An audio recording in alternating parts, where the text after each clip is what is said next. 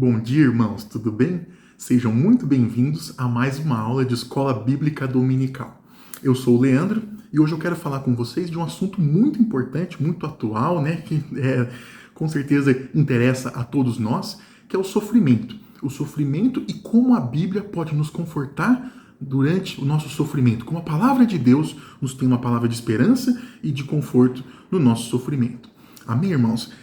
É um assunto difícil, um assunto que você talvez já tenha se perguntado, né? Por que eu estou sofrendo, né? Se eu creio, se nós cremos em um Deus que é poderoso, que é amoroso, como é que eu posso justificar, então, o fato de que eu estou sofrendo? Por que Deus permite isso na minha vida? Ou então, talvez, você tenha algum parente ou alguém que já te perguntou, né? Mas você é cristão? Como é que funciona, né? Por que as pessoas sofrem, né? Essa é a grande pergunta que, com certeza, todos nós já sofremos e nós já nos perguntamos, né? Procuramos na palavra essa resposta. E a Bíblia tem essas respostas, tá?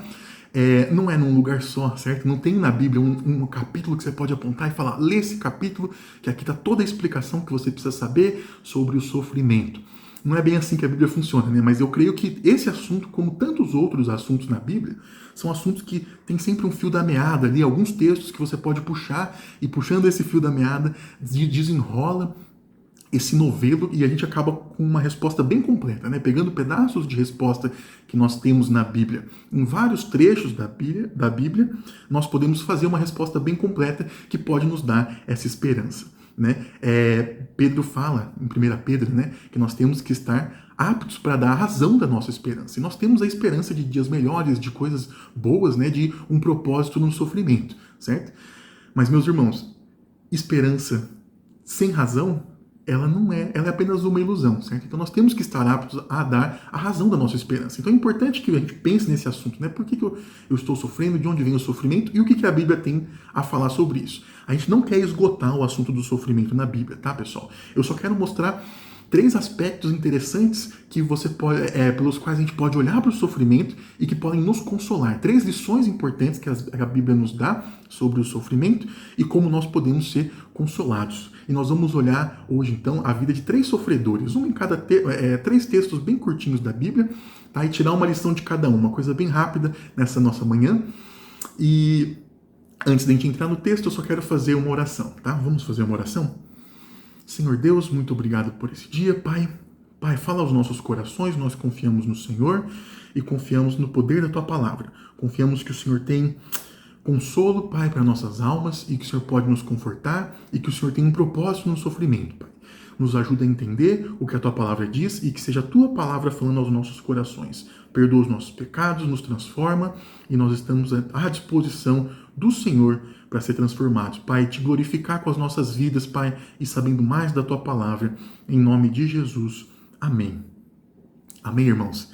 Eu quero que vocês abram a Bíblia de vocês para a gente começar no livro de Jó. Como é que fala de sofrimento sem falar de Jó, né? Abra sua Bíblia no livro de Jó, capítulo 42, e nós vamos fazer uma leitura bem rápida.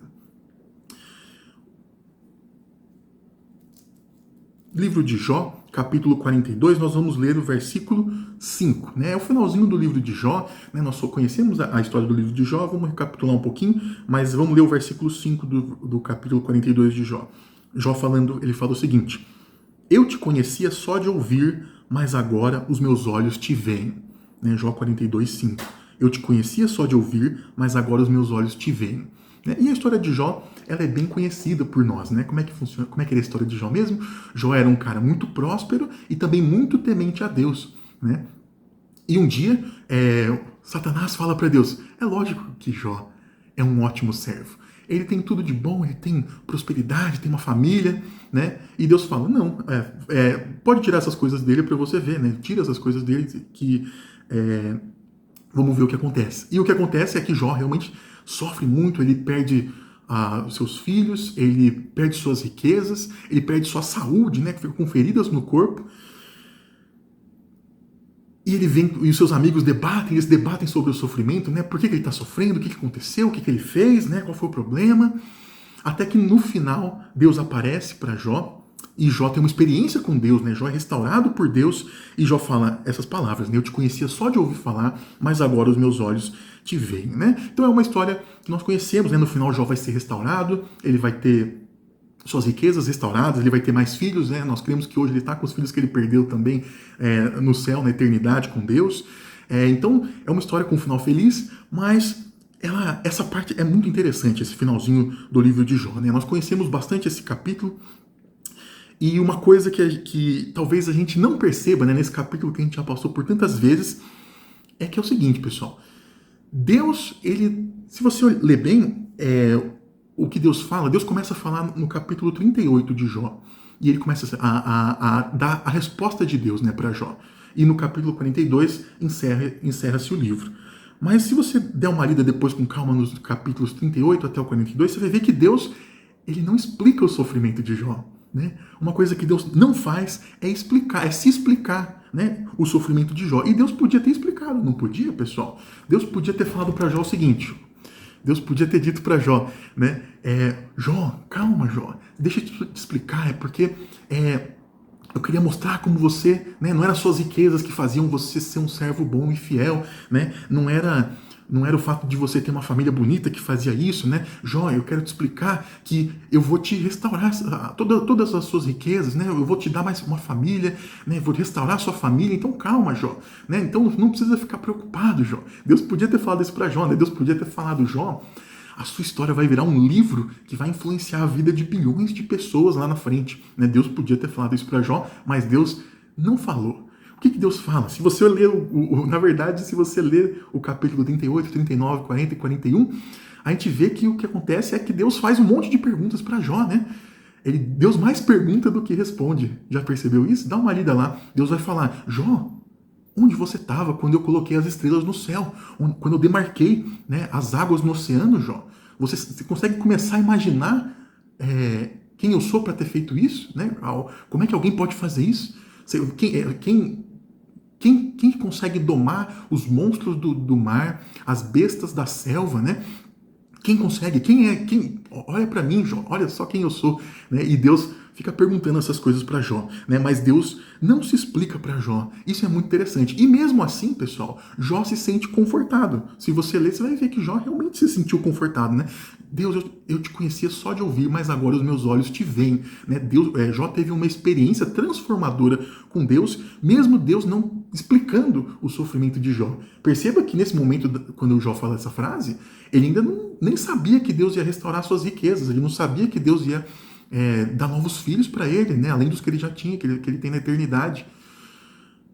Jó não sabia de nada disso e ainda assim Jó foi restaurado. Então a primeira lição que eu quero tirar, pessoal, do nosso estudo de hoje cedo, é que você não precisa entender o motivo do seu sofrimento para ser consolado, confortado por Deus, para colocar sua confiança em Deus. Você não precisa entender. Deus não precisa te responder tintim por tintim por que ele está fazendo as coisas, né?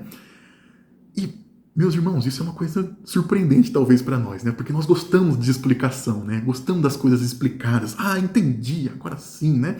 E nós gostamos de procurar explicações possíveis, né? A gente procura muitas vezes...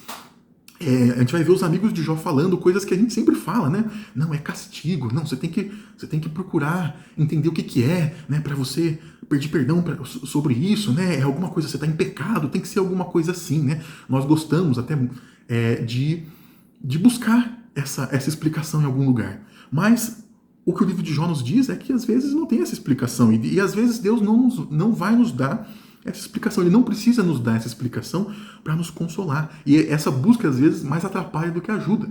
Né? Lembra de Jesus? O pessoal perguntou para Jesus: Jesus, tem esse cego de nascença aqui. Quem foi que pecou? Foi ele ou os pais dele? Jesus falou: calma, gente, não é assim. Né? Em Lucas 13 tem um texto que fala sobre a torre de Siloé que caiu e matou 18 pessoas, né?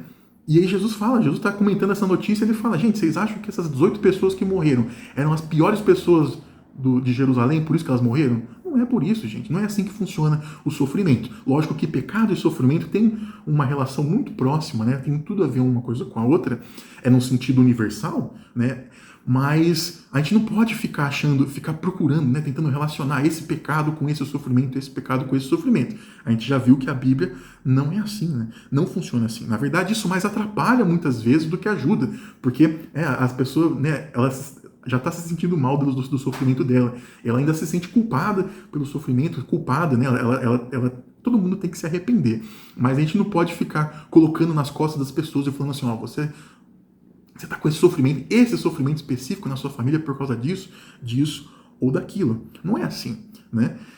E Deus podia explicar para Jó tudo isso que a gente sabe, né? Tudo isso que a gente já leu no livro de Jó, e Jó não fica sabendo dessas coisas, né? E, meus irmãos, isso é um tapa na cara, na nossa cara como humanidade, né? Como pessoas, sabe? Como gente que quer controlar, que tem essa sede de ter tudo explicado, ter o controle das coisas. E Deus fala, você não precisa ter o controle da situação. Você não precisa entender tudo tintim por tintim. Por quê? Porque não é você que está no controle, sou eu. E é isso que Deus nos fala. É isso que Deus falou para Jó. Deus se mostrou para Jó. Ele falou, Jó, olha para mim. Olha para mim, eu sou onipotente. Eu criei o universo, criei as estrelas, o mar. Né? Você acha que eu não sei o que eu estou fazendo? Sabe? Você acha que eu ia conseguir explicar para você o que eu estou fazendo? Eu tenho uma filhinha, né? E a gente leva ela para tomar vacina. E eu já pensei nisso várias vezes, né? Por quê? Será que tem como eu explicar para minha filha? Né? Explicar tintim por tintim, esclarecer para ela, filha, você está tomando a vacina por causa disso, disso, disso. Né? Eu posso até tentar explicar, mas vai adiantar alguma coisa? Sabe? Ela vai tomar a vacina, ela vai chorar, ela não vai entender, sabe? Ela vai continuar olhando para mim, falando, pai, por que você deixou essa enfermeira, né, enfiar uma agulha em mim, pai? Você não tá vendo? Não. E a gente fica com o coração apertado, né, sofrendo junto, mas não tem o que fazer. E não tem nem como eu explicar para ela, sabe? É a situação de Deus com Jó. Ele falou, Jó, eu sou onipotente, onipresente, eu sei o futuro, sabe? Você não sabe. Você quer que eu explique para você o quê? Você quer, sabe? Todo o meu processo de raciocínio, Jó, é a mesma coisa um pai com a sua filha, sabe? E a gente sabe que quando minha filha toma uma injeção, gente, o que ela precisa não é de uma aula de imunologia, sabe, de vacina, falando que, né, o sistema imunológico dela vai aprender a combater o vírus. Não é isso, gente, que ela precisa. Ela precisa de um pai, de uma mãe junto com ela. E é isso que Deus faz com Jó. Né? Deus, ele se mostra para Jó. Deus não dá uma resposta para aquele sofrimento particular de Jó, mas Deus dá uma resposta universal para todo sofrimento. E a resposta de Deus é, deixa comigo, eu estou no controle. Né? Se aquieta como uma criança. Né? Deus gosta muito de usar na Bíblia inteira essa analogia dele com um pai, né? Porque tem tudo a ver. Deus é o nosso pai. Na verdade, a distância entre nós e nossos filhos é menor que a distância de Deus para nós. Sabe? É mais fácil você explicar alguma coisa para o seu filho do que Deus explicar alguma coisa dos pensamentos altíssimos dele para você. Então, o que isso quer dizer para nós, gente? Quer dizer que você não precisa ficar procurando razão, ficar tentando entender, ficar discutindo, debatendo com Deus, sabe, sobre a razão do seu sofrimento. Muitas vezes o que você precisa fazer é deitar no colo do seu pai, né, do seu pai celestial, e orar e falar, pai, eu não entendo, eu não sei o que o Senhor está fazendo, mas eu confio no Senhor. Né? Essa confiança que é o que o livro de Jó nos ensina. Né? Nos ensina que Deus tem um propósito que talvez a gente não saiba, e talvez a gente nunca vai saber, mas Ele tem um propósito e Ele sabe o que está fazendo, ele tem um melhor para nós. Né? A vida de Jó era muito boa, ele seguia a Deus, ele tinha sucesso, ele tinha uma família, mas ele, através do sofrimento, conheceu a Deus de uma forma muito particular e muito especial. Né? Nós temos que lembrar da história de Jó e pensar no nosso sofrimento também. Será que não é a hora, nesse sofrimento, de eu conhecer a Deus de uma forma especial? Será que Deus não está querendo falar alguma coisa comigo? Faça essa oração e peça para Deus te orientar, não para Deus te explicar tudo tintim por tintim, mas para Deus restaurar com você um relacionamento de pai e filho, de pai e filha. Amém? A segunda lição que eu quero tirar de como a Bíblia pode nos confortar, meus irmãos, está no texto de Gênesis. Vamos abrir lá em Gênesis 50. Gênesis 50. Também é uma história muito conhecida. Eu quero ler só um texto pequeno também, mais uma vez. Em Gênesis 50, versículos 20 a 22. O que está escrito em Gênesis 50? 20 a 22. Vós, na verdade, intentastes o mal contra mim, porém Deus o tornou em bem, para fazer como vedes agora, que se conserve muita gente em vida. Isso é José falando para os irmãos dele. Aí ele fala, não temais, pois, eu vos sustentarei a vós outros e a vossos filhos. Assim os consolou e lhes falou ao coração. José habitou no Egito, ele a casa de seu pai, e viveu 110 anos. Essa história também muito conhecida de nós, né? É a história de José. José, Ele era filho de Jacó, tinha uma série de irmãos mais velhos, meios de irmãos mais velhos, né? Mais velhos. Mas ele era o preferido do seu pai Jacó. E por ciúme, por raiva dele, né, os irmãos de José fizeram o quê? Venderam José como escravo, né? José que tinha um relacionamento com seu pai na sua casa, né? Uma casa confortável para ele, teve do dia para a noite a sua vida transformada e foi vendido como escravo. Passou maus bocados no Egito como escravo, foi até preso, né? Nós conhecemos a história, até que ele, interpretando o sonho do faraó, ele vira, né, ele assume um dos cargos mais importantes do Egito, né? E consegue até evitar que o Egito passasse por um período de fome muito grave, né?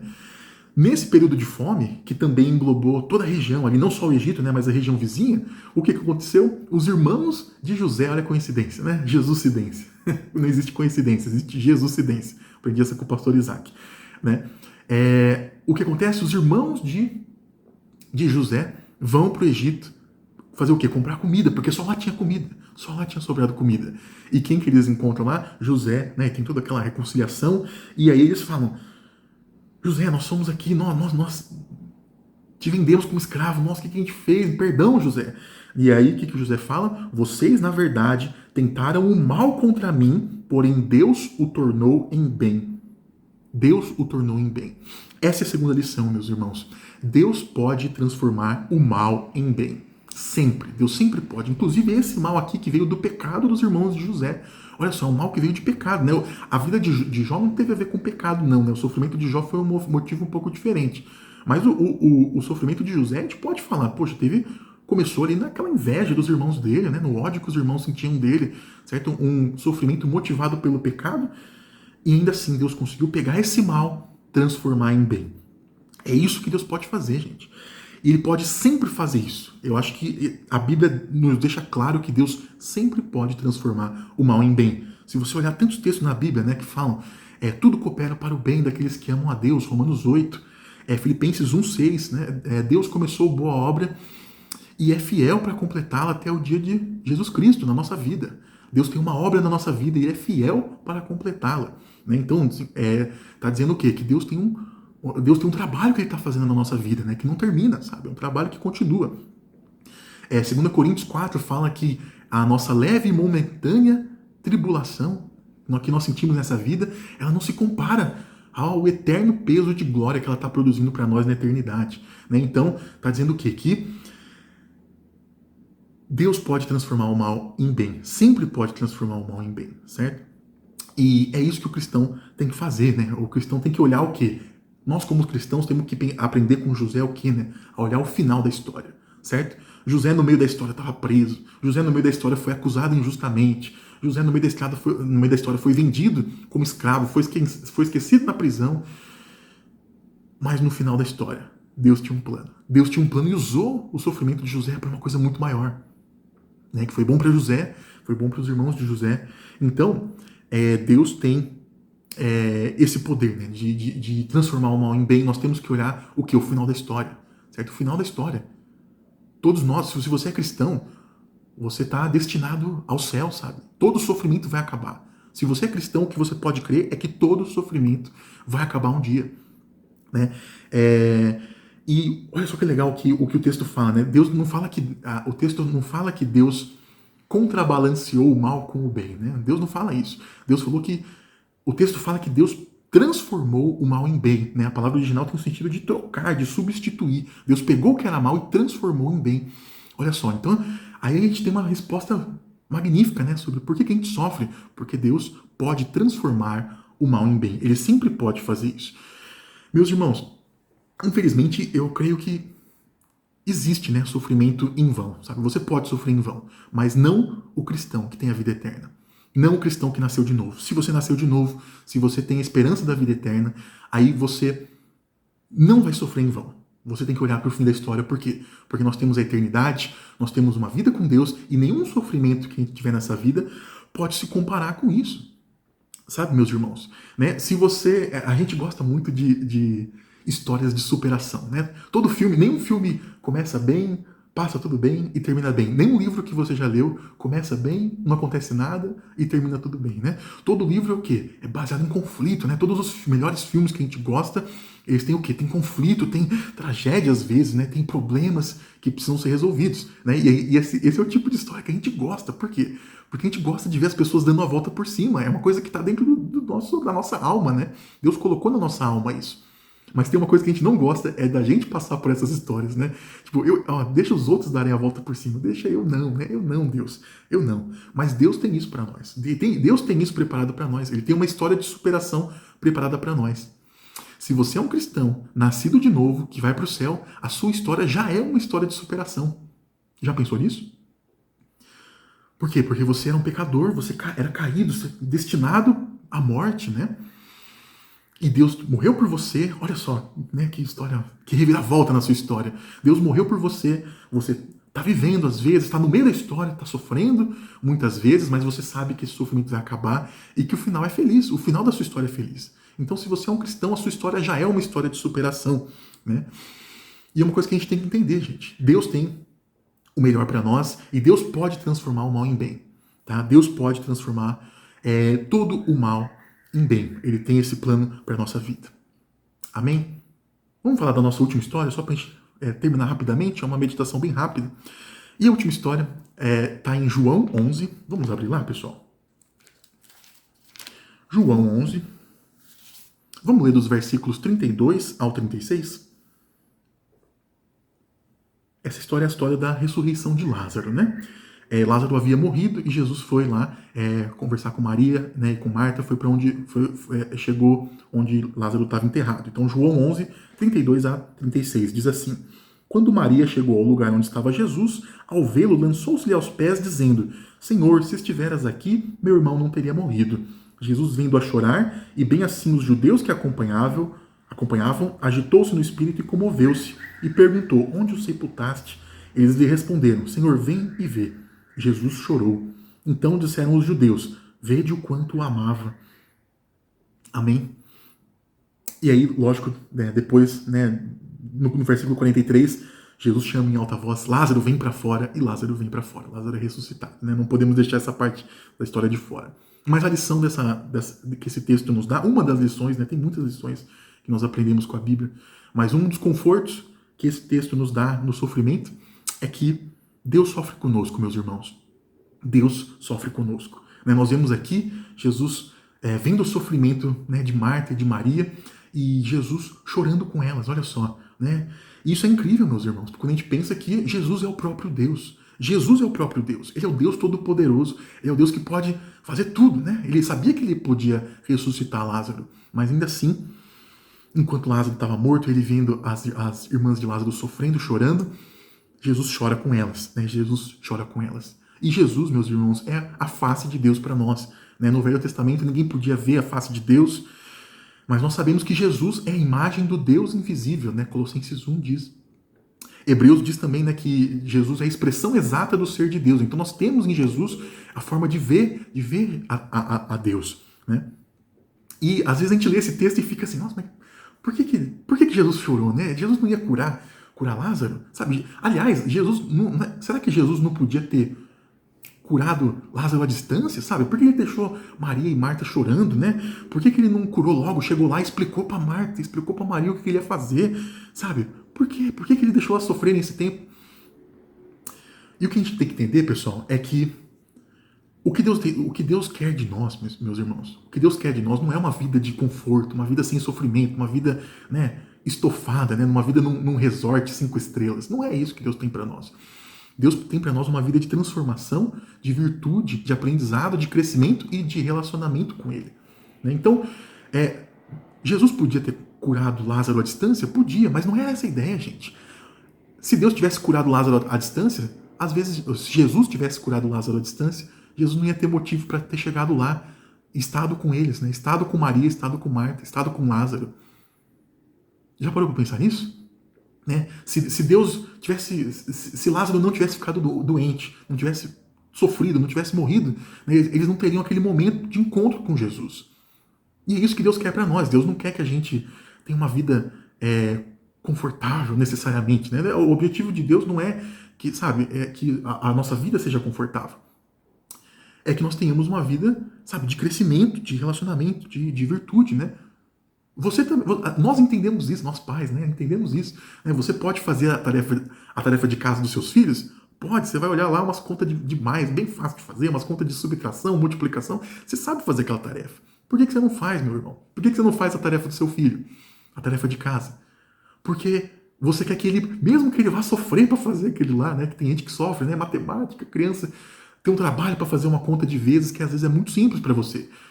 Mas é um sofrimento que vai fazer ele crescer, que vai fazer ele aprender, não é?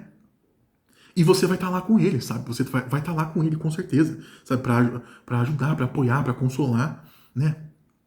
Você podia pagar alguém para ensinar tua filha ou teu filho a andar de bicicleta? Podia. Mas não é essa a ideia, meu irmão. A ideia é que você ensina a sua filha a andar de bicicleta ou seu filho, não é porque você é o melhor bicicletista do mundo, né? O melhor ciclista do mundo, mas é porque você quer um momento com a sua filha, um momento de intimidade, não é?